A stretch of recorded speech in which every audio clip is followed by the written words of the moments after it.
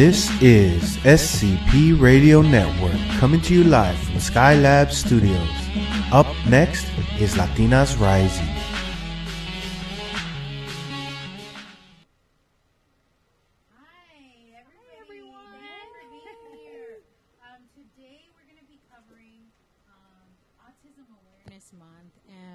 Thank you for listening in. We are with Latinas Rising on the air. And just a little bit about Latinas Rising, if you're a new listener. Latinas Rising was a very grassroots idea that came about with the idea of starting to document Latina, Hispanic women's stories of various issues that deal with social justice, like immigration, education, mental health, anything that is social justice related. We believe that talking about these issues will bring about a lot of change. A lot of the issues, unfortunately, have not been talked about openly in our communities. And so we started this with that in mind, and with that hope that we are opening up channels of communication for different types of social justice issues that we don't hear in mainstream media. Again, education, immigration, sexual assault, mental health, child abuse, anything dealing with that. And that's what we're here for, is to open up those lines of communication within our communities, bringing guests that are experts in their fields, and they're on the ground working in anything, and they have a lot of knowledge in the field. So with that being said, I want to introduce our first guest. And again, this episode is covering autism, to celebrate Autism Awareness Month. And we're really happy to have Adriana Beasley. A little bit about Adriana. Adriana is a friend of mine. She's a wonderful person with a beautiful heart. And I'm not gonna go there because I'm gonna cry. So, I'm gonna read her bio. How about that? Adriana Beasley is a motivational speaker and the founder of Embrace Your Purpose, a platform created to empower women to reach their full potential. She is also an autism mom and advocate. Adriana moved to Houston from Los Angeles, California, where she was the host of several TV and radio shows. Her passion to inspire others has led her to use her talent in music and love for public speaking to shine a light on those walking on the autism journey.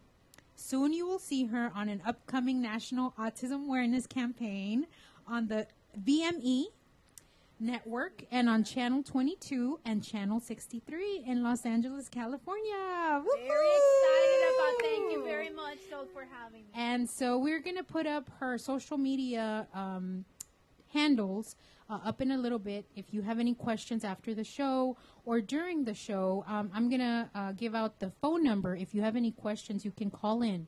So again, we are covering Autism Awareness Month. Autism, how autism affects the Latino community. Are we underrepresented or underdiagnosed? What is going on? What are the resources that are out there for the Latino community?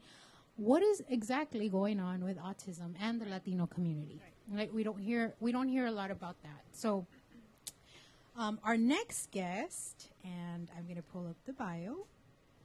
Her name is Christina. Hi. Christina is this founder of the Building Greatness Inc. Founder of Building Greatness Inc. Founded by Christina Steele. Christina has a background in ABA therapy since early 2013 and has been working in related fields with individuals suffering from development and psychiatric disorders since 2010. So she is an expert in the field. Some of the environments Christina has worked in include the following: camps, group homes, memory care facilities, therapy centers, schools, and day programs. Christina has a Bachelor's of from St. Cloud State University in psychology and community psychology, a Master's of Science degree in criminal behavior from Tiffin University, and is currently completing her doctoral degree in psychology at North Central University. And I wanted to thank both of you for coming in and lending us your expertise and giving us all the information that you've learned through hard work and dedication to autism. So thank you for being here. Thanks for having us. So let's start with Adriana. Just tell us a little bit about, just from the beginning, how did this all start? How has autism affected you? Well, autism is something that I had actually no idea about. I barely knew, maybe it was mentioned before, but I really didn't know anything, no information. I had no clue prior to my son's diagnosis. The one who brought it up was my sister. She was the first one to mention that there was maybe something up because we have kids. Her son is only 8 months older than my son. So she was comparing, she's a teacher, and she mentioned, look, there's something, there seem to be some delays, and so let's talk about it. And then she did some research on her own, and I really thank her for that nowadays, because she came up and she mentioned, look, it might be autism, I don't know, I'm not an expert, I'm just a teacher, but I'm just letting you know. And she brought me all this information, and kind of she brought me this sheet that I could look at, to check off the signs, and I started really, really paying attention, observing my child. My husband was like, no, he doesn't have anything. She doesn't, he was sort of in a denial at the beginning. Yeah. But we both sort of talked about it. And as a mom, when there's something off with your child. You can't just not cover the sun with one finger, like we say in Spanish. Yeah. So I started checking off and looking at the signs. My son was not speaking much, was not pointing. He was walking on his tippy toes. And how old was he? A lot. He was about 2 years old. 2 years old. And he would not really talk. And we had some other friends with kids the same age and the little girl. She would talk a lot. And I'm like, well, boys develop later than girls. Maybe that would mean they talk later. My son didn't walk until he was 13 months old. Some kids walk when they're 9 months. I'm like, what? But I started noticing that he was maybe a little behind, not necessarily cognitively, but in a lot of the motor skills and the speech-wise, the speech-related. So we decided, and then a friend of mine, a good friend of mine, she's a diagnostician, and I didn't know that, for kids on the spectrum, but she does older kids. And she came to visit, and she's also mentioned that she had noticed something with my son. And so we decided to research. Now my husband is in it, and let's do whatever we can to find out what it is. And so we a long time went by, then we talked to the pediatrician, but what I want to emphasize is that communication is very, very important. Don't try to brush it under the rug. Make sure you talk to your spouse. Make sure that, you talk within the family. At the beginning is very hard because you and your husband, or maybe just if you're a single parent, you're trying to figure it out yourself. What is it that's going on before I even tell anybody? And the Latin community, it tends to be that we're sort of keeping things to ourselves. Yeah. Or maybe kids on the spectrum, they tend to have the meltdowns. And so in the Hispanic culture, we're like, oh, it's malcriado, a couple of spankings, or just, you got to discipline the child. Or, he'll grow, he'll grow. And autism is lifelong. There's right now, there's no cure. There are treatments to improve the lifestyle of our kids. But we did that. We had him actually evaluated also by the school. He's on the autism program, ECAP, through Child Find, which is a very, very, very good source. If you guys don't know about it, have your child evaluated by the school instead of keeping him in daycare, because where he was, and luckily we found soon enough to now at 3 years old, almost 4, get him into, regular school, pre-K. He's now pre-K. He's doing great. But there's if they're younger than 3 years old, they'll have them in a different program. I believe it's called TIKES, the TIKES program, and then preparing them to pre-K. So don't keep your kids indoors. Don't keep them from the world. Make sure that you expose them as much as you can to, typicals. You know, there's the typical and atypical, not normal and not. So to typical kids, your cousins, you know, find your tribe, find a group of people. As moms, we tend to isolate ourselves. Don't do that when it comes to autism. It's not good for you, and in the long term, it's not good for your child or your kids who might be on the spectrum.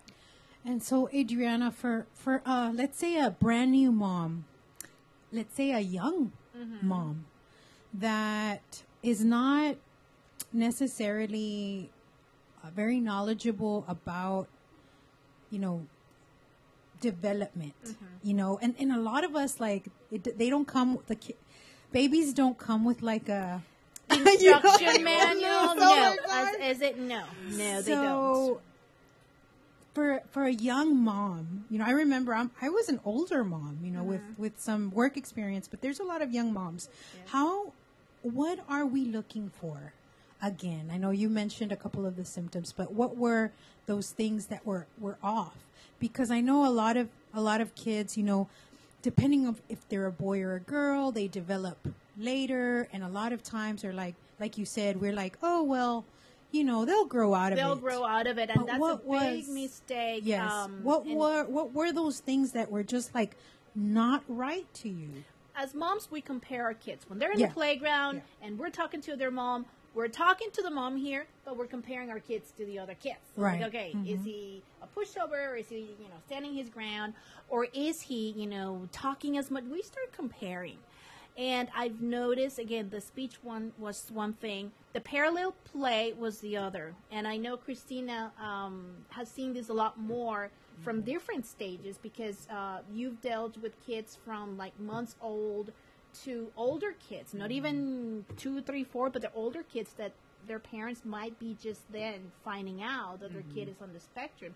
What are some of the other signs that you have noticed on the kids? Well, when we're talking about early on, things like eye contact, the social interaction, a lot of times you'll see with these kids is when you're at the playground, they'll play by themselves, where other kids are sitting there playing things like tag and hide and go seek. Right. Most of the time, these children are going to be off on their own, kind of in their own little world. And then sometimes other kids will come over and try to play with them, and they'll sit there and they'll look down. They won't really get involved in any of those kind of things. But they know their kids are there, and they just sort of parallel play with them now. Yeah, from that aspect and things early on, it's the language aspect, being able to have a conversation, repetitive behaviors. So you look for things like toe walking, little movements with the hands that are not that are things that you wouldn't typically see. What else? Things like tantruming and elopement and flopping. The flapping of the hands when they're very excited. It's just their way of, you know, showing that they're excited about something. And before, it's like, I thought that was cute, but I never thought that was part of autism. Some of the symptoms that we could look for. And the walking in the tippy toes, I actually have a video of my son doing it. And when I started learning more, that's when I figured, hey, let me go back into that video. And sure enough, he was doing the tippy toes. And to this day, he still does it a lot. Not as much as he did before, but he still does the tippy toe walks on the tippy toes. Wow. Okay. So that's a lot of the things that we could talk about. The major things. Okay. Yeah, and elopement, they're not aware of danger. They don't. A lot of autism kids, they're fascinated by water, and so you have to really, really keep an eye out. We make sure that if you suspect autism in your kid, safe-proof or baby-proof your house. And I am like, if I go anywhere, if anybody's going to take, like, my parents, I make sure that I go, and everything else, okay, there is the baby proof, the baby lock on the door that goes to the garage, that goes outside, because they like to, you know, more so than the other kids, they like to, I guess, explore more, would you say? It's the impulsiveness. Yeah. And I mean, I've had clients before where they're able to get out the door, the parents will put on the extra locks, and it will take parents sometimes hours to get them back home. Yeah. And so it's very important to keep your eyes on these kids. If you do notice something, make sure, you know, get them in therapies, talk to your doctors, see what resources are out there, because these children are in danger. And typically because they look like the typical child, nobody thinks anything of it. Right. But I mean, I've had a client before where they were lost and they ended up finding him out in Cinco Ranch in a ditch. Wow. And so, I mean, he was unharmed and everything, but it's little things that you need to be aware of. To a parent, that's just like a heartache and a heart attack waiting to happen. And we worry. It's like walking on eggshells a lot of the times because you don't know what's going to set them off. A lot of the kids on the spectrum have sensory sensitivity disorder, loud noises.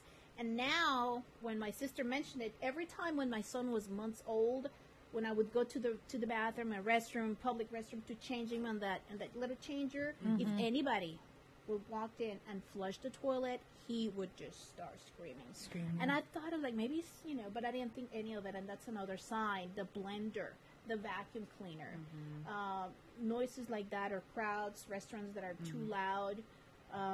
Little things like that you can notice that bothers these kids a lot more than it does other kids. Right, and that's what my question is: what is the extreme? How do you know that it bothers them more? Right, like what? Instead of, I remember my daughter, she was scared of the blender for a little bit, but it wasn't screaming. Where. What are the differences? It's harder, and I would say, on my end, Christina, to calm them down, to calm my son down. It's a full-on, sometimes meltdown, but you work with that, and that's where Christina, I guess, a lot of the therapies, and IBA therapy is one of the most effective therapies for this type of behaviors. We can actually get the child to get used to, I don't know, maybe get him used to not these sounds, not to bug them so much. We're working on the blender, but there's a lot to go. There's the only thing that really bothers him now. It's the sound of the blender. If I'm blending something, I tell my husband, go over there and close the door while I make a juice or something for him. But yeah, it's one of the big signs. It's consistent. Like he never grew out of that. It still bothers him. It still bothers since he was 4 months old. Any loud noise like that bothers him, and it really upsets him. It's not just, could you turn it down? Is it off? No, he comes running from wherever it is, and he just tries to turn it off. He comes to me and tries to turn it off. No, we're in. He's like, really, really upset because of that. And so, any other symptoms that you would like to expand on? Well, I guess other than the loud sounds, there's things like textures. A lot of our kids are very picky eaters. So some of our kids, I've worked with clients who will only eat bread and eggs, and that's all they'll eat for a year. I have other kids who will only eat chips, just because different textures of different foods. So a lot of our programming is based around these different sensory needs. Things like food programs is usually what we put in for these kids, and it's just getting them tolerating new foods. And it's not something that we just throw, a plate of chicken, rice, and beans and say, okay, we're going to eat this, and we're going to throw it in their mouths. We gradually work on different things, slowly but surely. And things like she was talking about with the noises. So we do tolerance programs to noises. And so it may, so say it's the blender and a child is afraid of a blender. We may just have it in the field and we get them used to that. And then slowly we start moving it closer to them. And then eventually we can have it on and they're sitting there in the room. Other things like haircuts. A lot of the children on the spectrum do not like haircuts. They don't like their hair. Yeah. Meshed with cut, at all. Anything. A lot of times we have to cut the kids' hair at the center, depending on, if the parents can get them there. Because we'll have kids and they can't see anything, and the parents say, please, can you just please cut their hair? And, we sit there and we use things like distractors. And a lot of the kids, when the hair falls and touches their face or their skin, that's one thing that kind of puts them in that freak out mode of, oh no, my hair. And so helping the parents get through that so eventually they can go to somebody like the barber. And there are different barbers around Houston, around Katy, that kind of thing, that kind of specialize in cutting kids' hair. It is. I found some of them through the support groups. And you guys can go to online Facebook support groups depending on your areas. And my son has the same problem. We have for me, it's hard. Every time the haircut time comes, I'm preparing myself, be brave, because I know I'm going to be holding on to him. He's better now. But I'm holding him like this. He used to be fine when they had a video game there. But now I give him my phone because the video game, the remote vibrates. Oh no, that's a big no-no for him. If it's like the sensitive, the touch, that thing vibrates, and he got afraid of it. So now he lets me play with the video game, but he won't touch the remote. He remembered. So yeah, the haircuts we had, and I wanted to mention we had as Latino, the Latin community, we had a serenata, which is with the full-blown mariachi inside a house. And I had asked, I said, well, maybe we won't bother my son too much because he loves music. I asked my sister, and I think my mother-in-law, to go take my son as soon as the mariachis came to take him out to the park. I wanted to avoid the meltdown ahead of time. And they did, but the mariachis stayed an hour. And so they came back because I guess they forgot that it was an hour. The mariachi, 20, 30 minutes. Oh, we'll go back. They came back, and I was entertaining the guests, and then I hear this scream. And I'm like, no mariachi. And so the house was not that big, and so I had to go into a room. We had to leave before everything was over because he was so upset by, of course, it's very loud. If it's loud in a restaurant, imagine if it's in a house. But that's, when you grew up in a culture, Latin culture, a lot of the times, we're used to the loud music. We're used to us being so loud when we talk. Yes. We talk very loud. My husband says, you're talking and we loud. laugh like really and we loud. laugh really loud. Now, my son took that after me. He's loud. He's loud. But, the mariachi, no. So we can't really go places where music is going to be too loud. We know what's going to set him off. And if you do, you work with it. You can have the earmuffs, that they for sound cancellation. But try to work with your child and try to I wouldn't say keep him completely off from that. I play music at home. I make sure that he listens to it in the car, and he loves music. But I want to expose him because he's going to have to deal with it later on in the world. So little by little, I want him to get used to it. And now with the blender, if he's in a room watching TV or something, sometimes he doesn't come when he hears it. I try to muffle it, but he's kind of a little bit working also in getting used to the sound, is per se used to the sound. So yeah, our kids are precious. To us, it's a blessing. I think as an autism mom, I now belong to an exclusive community. Club. Yeah. And I wouldn't be able to have this membership unless I was an autism parent. I know. And now I have this need, and I think it's my responsibility for me as a parent to make the world a better place, a more compassionate and understanding place for my son, to create awareness, to raise awareness. So I think that's very, very important. And so, I'm new to autism. We got a little bit of training in law enforcement, and just various symptoms that I remember being taught is the not being able to make eye contact. Even when they speak, they're not able to kind of interact like a regular conversation. Right. They're very challenged when it comes to conversation, social skills. And so, like, a lot of the symptoms that you guys mentioned, they're things that kids go through, right? But the key here is that they're like extreme. Like some kids are picky eaters, right? Yeah. But eating just chips for a whole year, that's extreme. Eating just eggs and, another item for a whole year, that's extreme. And I think that's where it can get confusing for maybe like a new mom or a young mom or just a mom that doesn't know a lot about autism. Is you're looking for symptoms that are extreme. Even when loud noises, most kids don't like loud noises like in the very beginning, but the difference is that they're reacting in an extreme way. They're not just like covering their ears. They're you can tell it's a little more so than the other kids. But yes, nutrition is very, very important when it comes to autism. There's a high correlation with the GI tract, for example, the nutrition, how it impacts the brain, what the child eats, and how they process foods. A lot of the kids on the autism spectrum are constipated. So we have also what's called the gluten-free, casein-free diet, which the casein is found in milk, dairy products, and gluten, of course. Now we're introducing our child to the casein-free, no dairy or little dairy, and then we're going to move on to the gluten-free items. And we have noticed, parents have said that they've noticed a change, improvement when it comes to communication. And ever since we've started the diet, just kind of moving away from the dairy, we've noticed that his speech gotten a lot better. Mm-hmm. I mean, he's very smart, very great memory. That he just he's ahead of everything else that you think he's not paying attention, but he is. And a lot of these kids might not say it.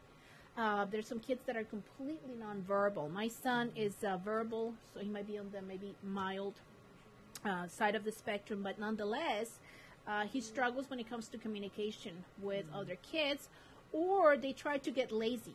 Like, they don't finish the sentence, and they just, no. So we force him to say it. What do you want? What do you want? Oh, I want, no, what do you want? Okay. A cookie. And so we're in the restricted diet with our kids, where a lot of them like chicken wings. Mine likes chicken wings. So we're Wow. I mean, we don't eat the chicken wings, but when he leaves a couple, I'm like, okay, well, I might as well finish them. We're in the pizza diet. He likes pizza. And so, it So shows it's a like little bit. like one selection. Yes, and it's hard. Even though I tried. And so what I do is I make smoothies. I make soups, and I make him into smoothies. And he drinks them. Okay. And Because so I'm not going to have him that just goes not back eat to food. the texture. That's Yes. what he's having trouble with, that Yes, texture. well, it really depends on the child too, but typically if you do have an issue with foods and not being a child being very picky, it comes down to textures. And usually you'll be able to notice that because they may not like things like with the oatmeal type textures, or they, crunchy things only, or some kids don't even like crunchy. Currently I have a client who just likes to eat the little pouches of blended foods, and we're trying to get him into hard foods and things like that. But not every child's going to have things like the They're food, different, or sensory. I mean, some kids we have come in, we don't see them with any type of sensory issues. There's no, loud noises don't affect them, foods don't affect them, textures don't affect them. Because each child, that's why they call it the spectrum. Each child, you can have different. low functioning and high functioning. Okay, So you may okay. have a child who's high functioning, but there's just something off about their social interaction. But you may not think anything of it because they may still have language. Right. Where other kids may be completely nonverbal and then have all these sensory type issues. So it really just depends on each kid. And so, Christina, how important is it to, when a mom realizes something is off, how important is it to actually go to the doctor and get this diagnosed? And what are the issues, what are the issues when, as far as communicating with the doctor? Because sometimes, especially for the Latino community, maybe a language barrier, but maybe we don't use the right words in once we're talking to the doctor. What have you noticed? Anything like that? And what are your recommendations for when a mom has to go talk to the doctor about something that just Doesn't seem right. seem right, or just the little things that they've picked up? So I always recommend going to your pediatrician and just kind of write down things as you see them, just so you can kind of explain. Even like the situation, okay, this happened today and my child's reaction was this, or we're having issues sleeping at night, or he doesn't like to eat these type of foods, or when we go play with other kids, he doesn't like to play with other kids. And just get that first, talk to your pediatrician, see kind of what they say, and if they're kind of like, it's okay, but then in your back of your mind, you're like, there's something. Taking notes, yeah. Yeah, Okay. because I mean, I've had plenty of parents who have gone to their pediatrician and they say, I think my child's autistic, and the pediatrician's like, no, give them a few more years, they'll grow out of it. Right. I see this all the time. Yeah.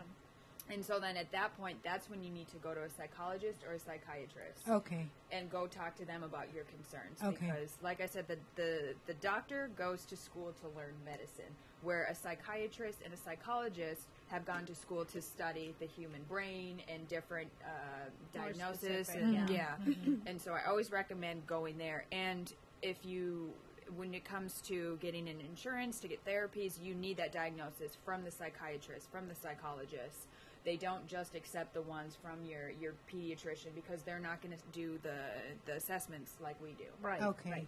And so who does the assessments? Typically, it's going to be the psychiatrist and the psychologist. And so if you do have those concerns and you go see them, a psychiatrist can just say they have autism. They don't have to run an assessment because they are an MD.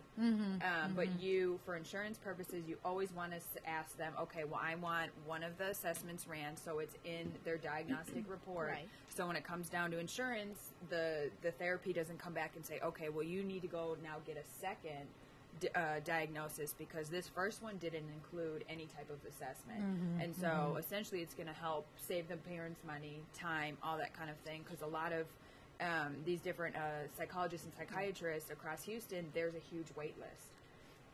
And so you want to make sure when it is your turn, you go in there, you have everything prepared, all of your questions, all of what you've observed, your concerns, everything ready for them. So when it is your turn, you're ready to go, and then you don't make a mistake of having to, some people have to wait 6 months to a year. It is it's sometimes a long wait. When I asked my pediatrician, she mentioned, and they're very careful. They don't want to say it's autism. She said it's a pervasive developmental disorder, but didn't say autism. I'm like, oh, okay, well, I didn't know what that was. So I was like, okay. PED, and it does not exist anymore. And so I was just still confused. But they're very, very careful in not saying, autism. But it's very, very important. One of the moms mentioned the ADOS evaluation that's sort of important when it comes to getting insurance or getting services. Yes. How does that work? So usually if you go in, typically the ADOS is going to be the best way to go. Every insurance company is going to accept that one. They also have things like the GARS, the CARS. There's an autism, I forgot what it's called. There's a few different types of assessments, but you can never go wrong with the ADOS. Just plain and simple. There's only been one insurance company that I've ever worked with, Blue Cross Blue Shield of Michigan, that required the ADOS. Okay. Everybody else, as long as you have some type of autism scale inside or assessment inside the report, you should be good to go, but always go with the ADOS if you can. Okay, so what I heard, Christina, is that so if I'm a new mom, I'm a young mom, I'm going to need to advocate for my child in the doctor's office. Sometimes I really feel like the Latina community, we don't know that. We don't know that we can do that. We just kind of take the doctor's word, and then we're lost in the process of, who do I go next? Do I ask for a referral? Or, well, the doctor doesn't want to give me a referral. What do I do? He said no. So I'm hearing, and it's kind of like in everything that you do, sometimes the processes don't work, or they fail. And some of our systems fail us because they're made out of, people, and we make mistakes, and we have bad judgment calls. And so if you're a new mom, if you're a young mom, if you're a mom, just know that at times you will have to speak up and advocate for your child. All the time. It sort of becomes your mission, because as you're learning about autism, you need to inform yourself anyway of everything throughout the process, from getting your child, a diagnosis, from actually accepting that he has something, some sort of delay. The other thing that comes up that is very, very heartbreaking is, how do you communicate that to the family members, to the grandfather, to the, the uncles, the aunts, the relatives, it becomes a taboo, like, oh, now there's something wrong with my child. And many parents just try to keep it, let's just not talk about it. Let's just not tell anybody. But know that knowledge is power, and you're going to be advocating for your kid, for your child, at school and within the community. So the first step is to advocate for your child at home and with your relatives, because they're going to be the ones that are going to be part of your tribe, of your caretakers. They need to know how to deal. They need to be equipped with the tools on how to best care for your child when they do have to babysit sometimes, you know. So it's building your tribe. Make sure that you give them the tools. Make sure that you, as a parent, educate yourself. There's so much information out there nowadays.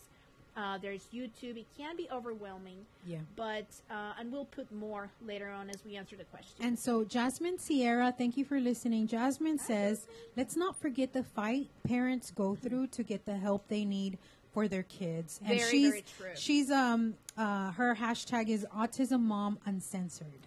So yes! She's listening. Thank you, Gavino Perez, for listening Thank you so much. And we have Deroline Gonzalez. She said, that was my son's first diagnosis, PDD. Now he is an adult with severe autism. Jazmin Sierra also follows up and says, get an educational advocate or lawyer when dealing with education system. And sometimes you need it. Yes, when you have the art meeting, these are the goals that the school, works with. Be there. They tell you, and they send this paper that says you don't have to be there. In other words, we'll get through the meeting without you. No, it's your child. It's your child's goals. Make sure that you read every report. I am that mom that it's all over. Calling the school. How did he do today? I didn't see this in the report. This line came out blank in the daily report. I'm that mom. But guess what? I do it in a nice way. I'm not upset. I just talk. So I have this great communication with my child's teacher and teachers, and they tell me, even without asking sometimes, hey, Miss Beasley, he did this and this today. Why? Because I made it a point to establish that communication. We're getting ready to have the art meeting right now for the end of the year, and then coming for the next year. And so as parents, we have to prepare ourselves. It's not easy, but a lot of the times the school district, the schools, they just do the minimum. Because they think that the parents don't know any better, and nobody's going to go after them to say, you know what, you're not doing enough. There's a new law right now, though, that when it comes to the goals, the schools are now held accountable to do more for the goals to be tougher goals, or more precise, for the child to actually have to achieve something and get to a point where he's going to grow and improve. I'm sorry. But yes, and one of the things that I want to thank is all those autism moms that are tuning in, autism dads and parents and relatives. Thank you for joining us, and I hope you guys are getting a lot of information, and feel free to ask questions. One of the ones that I wanted to give a shout out was, Autism Mom Uncensored. She is funny and amazing. You guys check her out on Instagram, but she'll tell it like it is, She'll say, look, this is the way it is. Some days are good, some days are not so good. Some days it's just autism kicks you to your knees. Right. But we got to keep strong. And so I just want to give out the number to the SCP Radio phone line.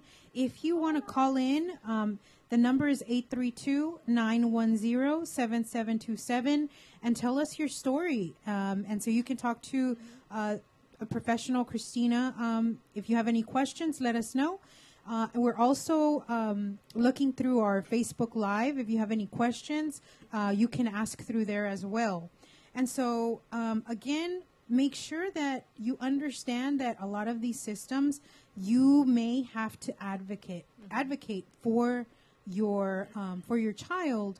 And if you don't feel prepared, or you're just not, you don't feel that you can do this, like Jazmin Sierra said, you can get a professional advocate, right? Yes. And if you don't feel like you, maybe you're afraid of maybe speaking in public, or you're not sure that you have all the knowledge that you need to advocate for your child, it's always good to get some help. Yes. And don't be shy. Don't be shy about raising awareness. We're going to be creating an awareness campaign nationwide pretty soon. Awesome. And like Christina's going to jump on board with us as well, and so you as well. Yes. And because I think it's a problem. It's not a problem. It's just an issue that's coming up that you cannot ignore anymore. These parents, these families, need help. They need to know what they need to do in order to be very advocates for their kids. You know, our children are so precious, and they're just a blessing. Yes. In disguise, a blessing because you learn so much with these kids. Yeah. To value every moment. Every moment. So we're going to talk about you as a caretaker. But I just wanted to remind the moms that are listening, what Christina had said was if your pediatrician does not respond to what you are telling them as far as symptoms, and they say, no, you know, they'll grow out of it, let's check. Number one, she said document. Yeah. And that goes with everything. With everything, make sure you're documenting. You know, our community, we have a lot of faith, right? We're known to have a lot of faith, and we believe that people do the right thing most of the time. And so we don't document. You know, we're really bad at that. Not enough. Not enough. We need to. We need to document. What I suggest is if you have a child with any type of illness, just a child, get a binder and put all their medical paperwork in that binder and make notes. And like Christina said, if your pediatrician doesn't catch it, then you can ask for a psychiatrist or a psychologist referral because they're the ones that actually do what did you call it? They specialize in basically diagnosing of different mental and neurological disorders. Okay. So it could be anything from autism to schizophrenia, you name it. Anything that's off that, you know, something not like an illness, I would go to them. Anything to deal with the brain, I would go to them and functioning. Yeah, and you know, I'm used to Kelsey-Seybold. Kelsey-Seybold, you don't need a referral from a doctor to go to a specialist. But what if your doctor doesn't want to give you that referral? What do you do, or do you know? So, I mean, you don't necessarily need a referral from a doctor. If you have health insurance, call your health insurance, and usually they'll be able to tell you if you do need that referral. But because doctors are under medical versus psychologists and psychiatrists are under the mental health and the behavioral health. Okay. So that's something, so that's something you may not even need a referral from. Things like Google, and even, you know, if you do think it may be autism or something like that, go ahead and give an autism center a call, a therapy center, and just say, you know, I'm suspecting this, what can I do? Not all centers are going to be receptive and give you good information of where you can go. Everybody that calls my phone number, I tell them this is what you have to do. Here's some referrals. This is where we can go next. Okay. Because I have parents all the time who give me diagnosis from the schools, but it's not a doctor who's doing it. It's, right. It's a master's level diagnostician. And it's not what's accepted, and that's why they can't get the services. And that's one of the reasons that Christina's great at this. And the minute you talk to her, she'll be happy to give you a tour, Building Greatness Autism Center, and you know, she knows she's there every day dealing with insurance. She's dealing, you know, with the psychiatrist. She's dealing with the psychologist day to day. So she's better equipped to give the guidance to the parents. Hey, where are you at? This is where you might want to go. And when it comes to the Latin community, we're afraid of asking a lot of times. The husbands sometimes are like, no, no hay nada malo con el niño, no tiene nada. He doesn't have anything. So, but as moms, we are left, and a lot of dads, you know, whether you're a single parent, make sure that you ask questions. Don't be afraid of asking questions. You compare your kids. Many kids on the spectrum have seizures. Mine had febrile seizure, you know, when he reaches high temperatures. I didn't know there was such a thing. I can't let his fever go too high. 101, boom, I got it, or 999, boom, I got to give him Tylenol, or because he's, susceptible to seizures. And he ended up in the hospital one time, and that was scary. So know that if your kid starts having seizures, that's could be part of also a kid on the spectrum. So don't be alarmed. Make sure you seek help. Call 911 and ask questions. Is this related? What can I do? Jazmin Sierra says, be prepared, because being a vocal, active parent isn't embraced the majority of the time. Oh my gosh, yes. If you ask You know questions, that. They don't like it when you ask questions. and if you're an advocate, and if you push these systems, they do not like it. But what I've been learning, and what I've learned, and we all know this, is that if nobody pushes for us, if nobody advocates for us, if we don't do it, nobody will. And you can't sit back and expect that. I'm very vocal, but again, do it nicely, but do it firmly. Know your rules. Know when it comes to the school districts, what laws, just reading, what laws are coming up that will hold a school district accountable. When it comes to the doctors, what are they looking for? How do they work together? Ask questions, get a little bit more information, and don't be afraid to stand up for your child, because you're gonna be their voice. You're their advocate. Be strong. Don't be afraid. In the end, it's the good of your kid, their health, their well-being. And also, we need to make sure that we tell other parents in the Latin community, do not be afraid. Make sure that you face this, full forward, and advocate. It starts with the family. I've had to advocate for my child with my family. Hey, if there are workshops, family members, there are workshops available for the family.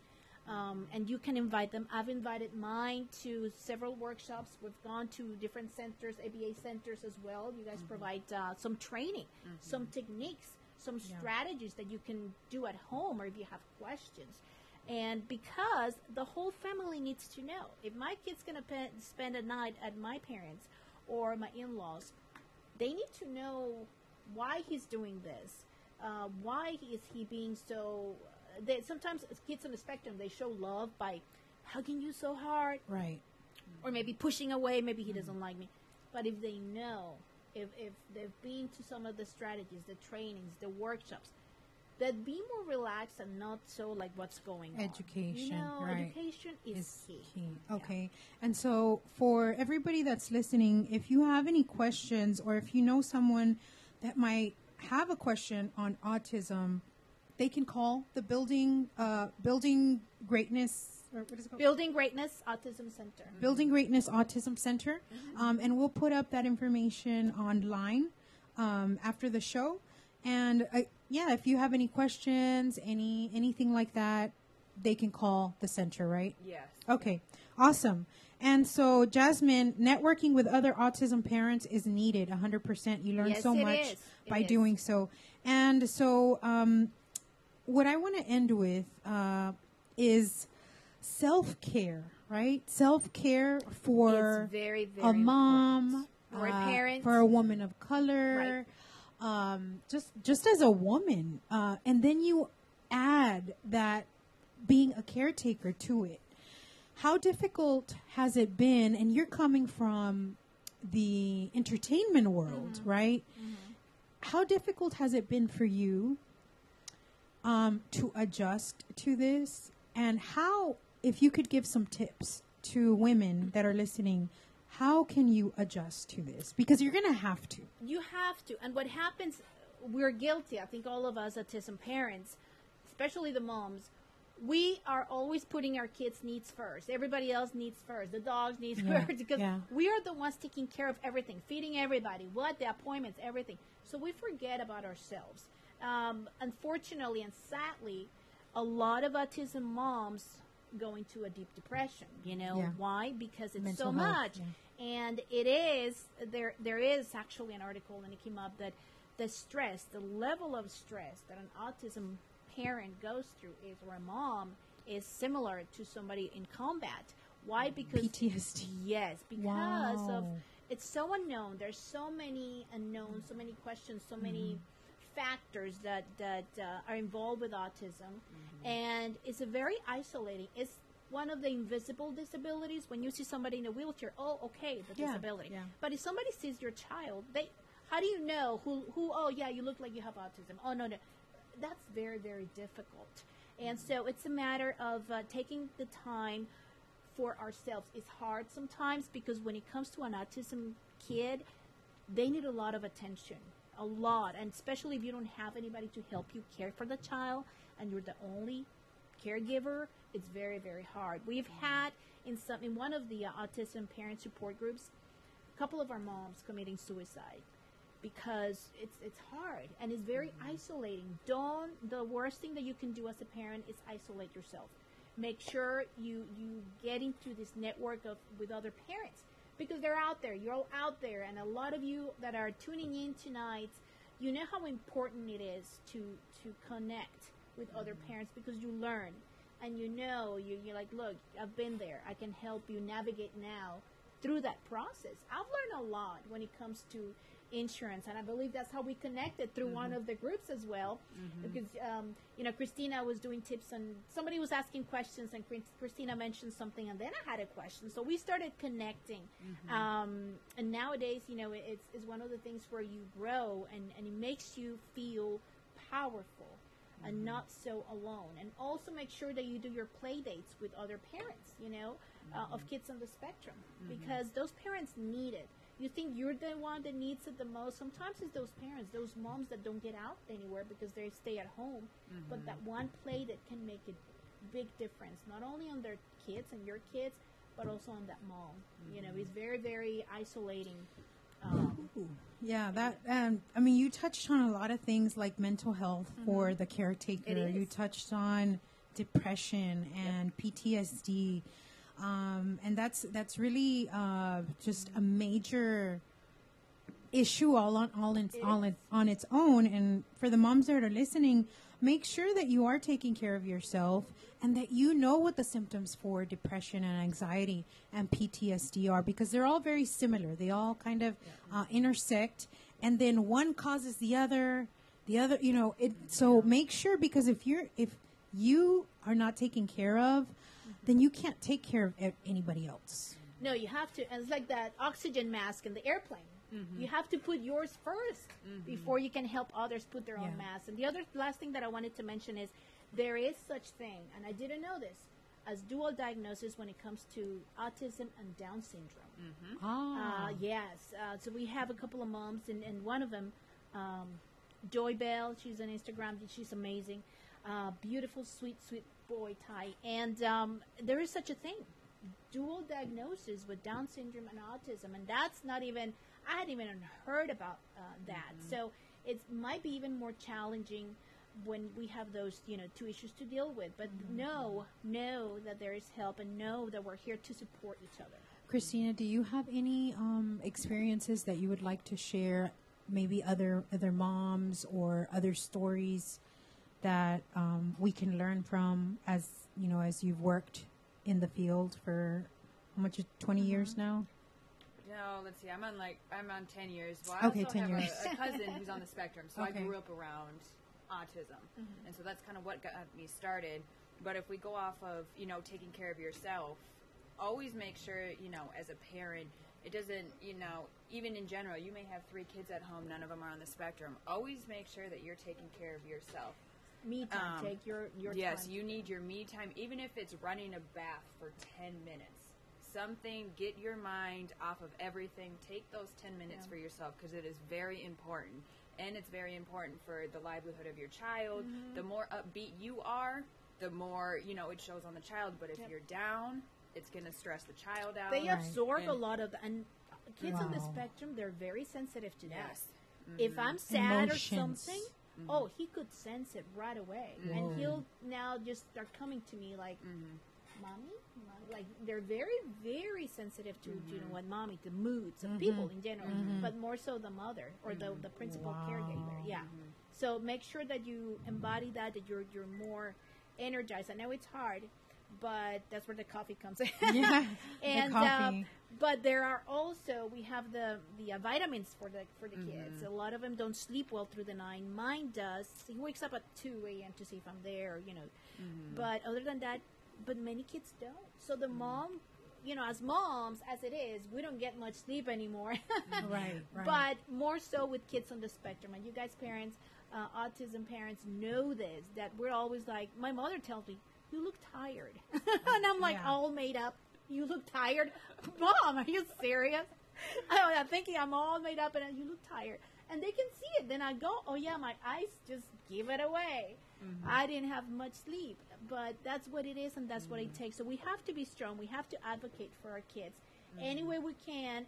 Raise awareness. I have these little earrings that are the puzzle piece, which is one of the symbols for autism. It's not the only symbol, but let's do whatever we can with what we have, you know, and sort of put it out there that we can be proactive and not be just reactive to this issue. And so we have a few more minutes left. Just wanted to remind everyone that Latinas Rising advocates for mental health therapy. Sometimes the Latino community, we don't embrace therapy. We are told to go pray it out. Or go talk it out behind doors. Behind closed doors. We tend to isolate ourselves. We were taught not to share a lot of our personal problems. We were, as a community, you know, we were brought up to not share and kind of pretend that we are the perfect family. That everything is okay when it might be not. Right. When it comes to mental health, so again, I think it's a wonderful thing that you've created that platform, because many women have come forward, you know, with their stories that they've shared.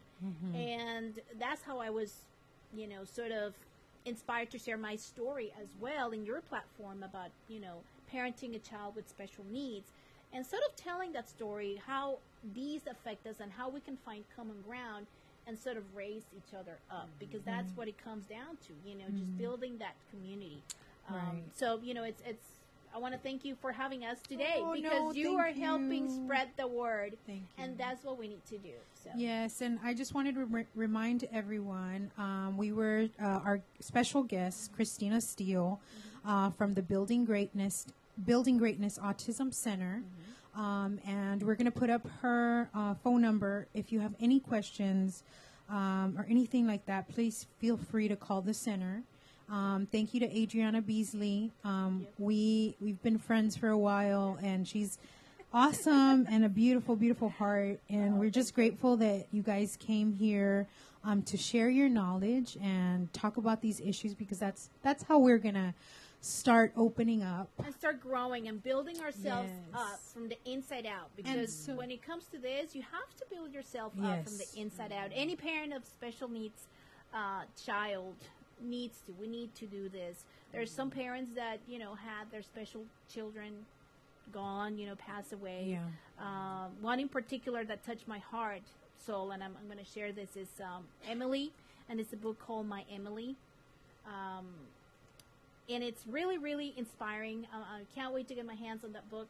But I talked to the dad, and he decided to share his story with the book. So My Emily is just really, really, she had Down syndrome. And I believe passed away because of leukemia. So, but again, is that journey that we all special needs parents have to go on. And we just need to be strong there for each other, and we need to be educated. We cannot be afraid to share it with, you know, friends, families. And I know even when you share it with friends, you might lose some friends because their kids are not like your kids. They notice, and so they can't really connect. And but you will gain some new set of friends. And that's where you can never stop doing. Make sure you're always connected. That's always good for your child, too. Social skills. Build your tribe. Build your community. Build it. Surround yourself with people that are going to support you. Unfortunately, sometimes some people don't understand. And it's okay to say, okay, I'm going to step out of my family center and find these other women. Where can we find some of these groups? There are different nonprofit organizations. Okay. There is one that's called Autism Moms Are Beautiful.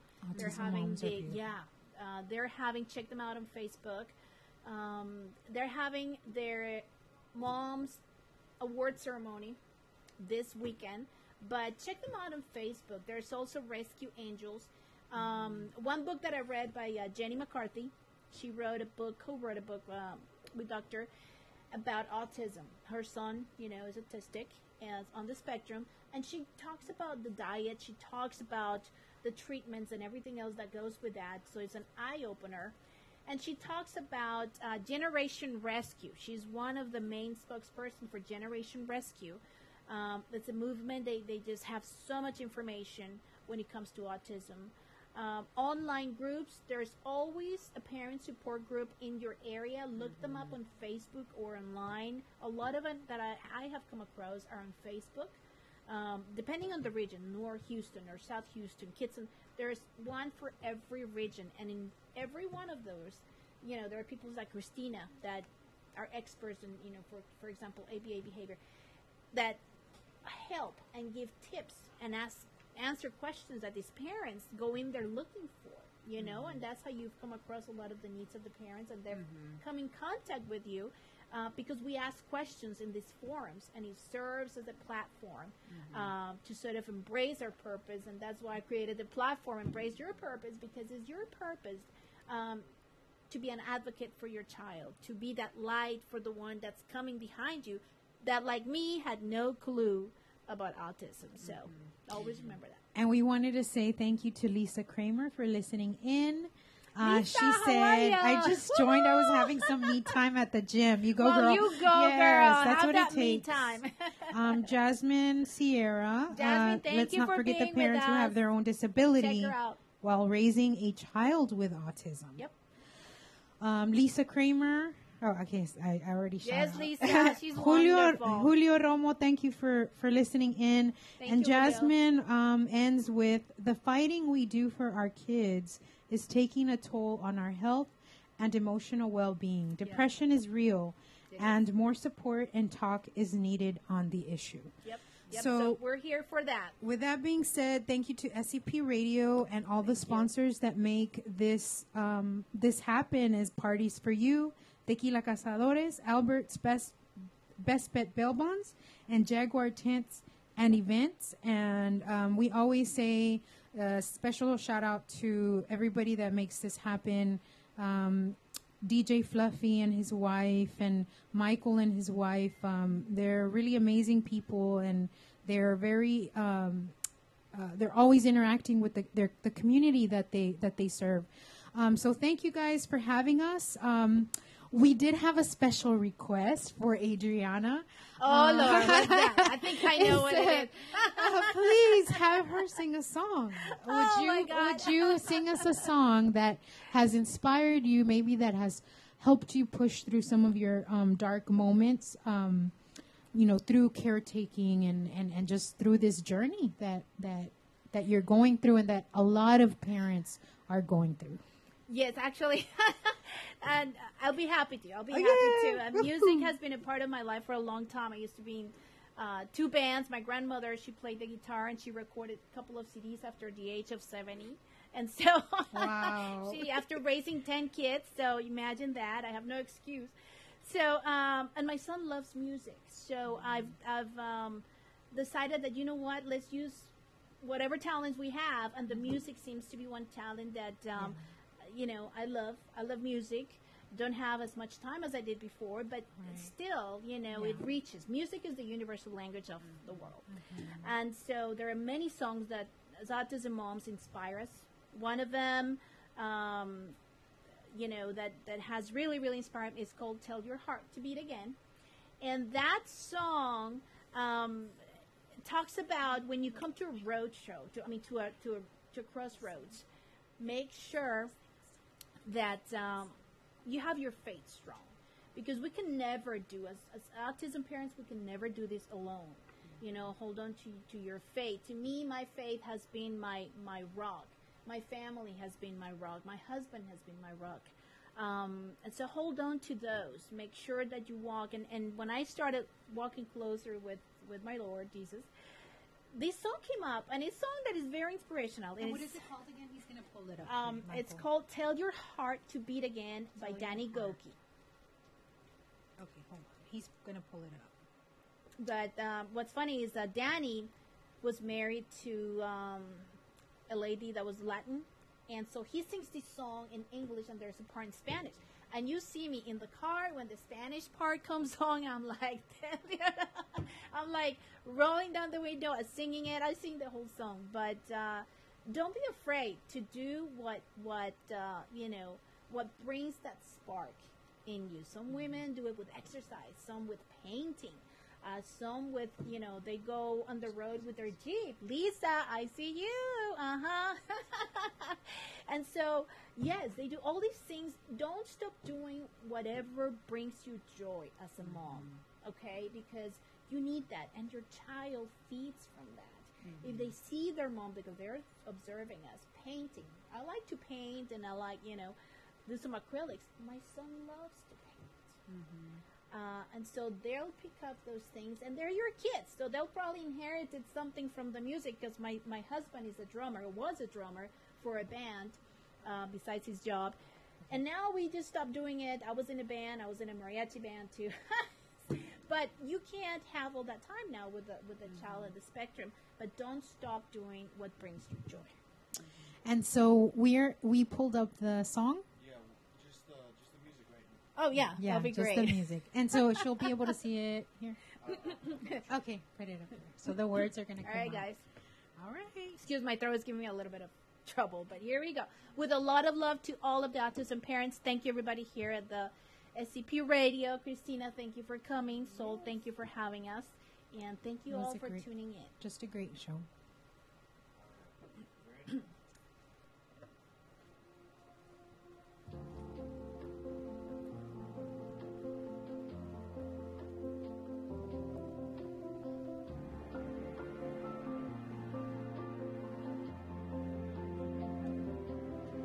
Shattered like you never been before. The light you knew in 1,000 pieces on the floor, and words fall short in times like this, when this world drives you to your knees. You think you're never gonna get back to the you that used to be. Tell your heart to beat again. Close your eyes and breathe it in. Let the shadows fall away. Step into the light of gray. Yesterdays are closing on. You don't live there anymore. Say goodbye to where you've been.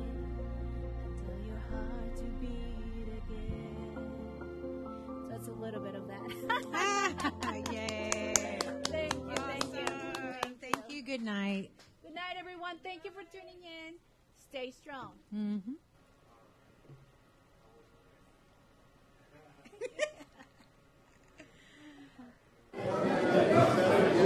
Hey bartender, we need a round of shots. Do you want what everybody else is having, or do you want the best of the best? Of course we want the best of the best. Well then, Tequila Cazadores is the one for you. For those special moments in your life, whether it's a special occasion or just a day relaxing with your friends, drink the best of the best, Tequila Cazadores.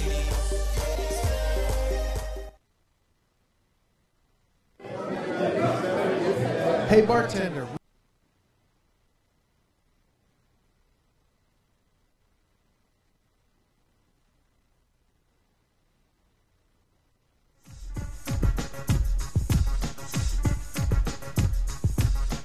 This is your boy, Light Jockey Mike, and I just wanted to thank you for supporting SCP Radio.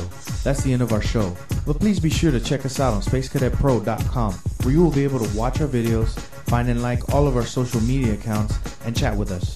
While you are there, click on the radio tab, where you will be able to see the show schedule and all of the different ways to reach us. You can also listen to us from there if you are on a PC or laptop. Thanks again, and remember, we are the future in entertainment.